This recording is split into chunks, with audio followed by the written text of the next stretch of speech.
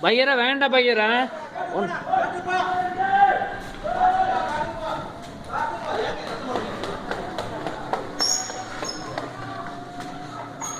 ஐயோ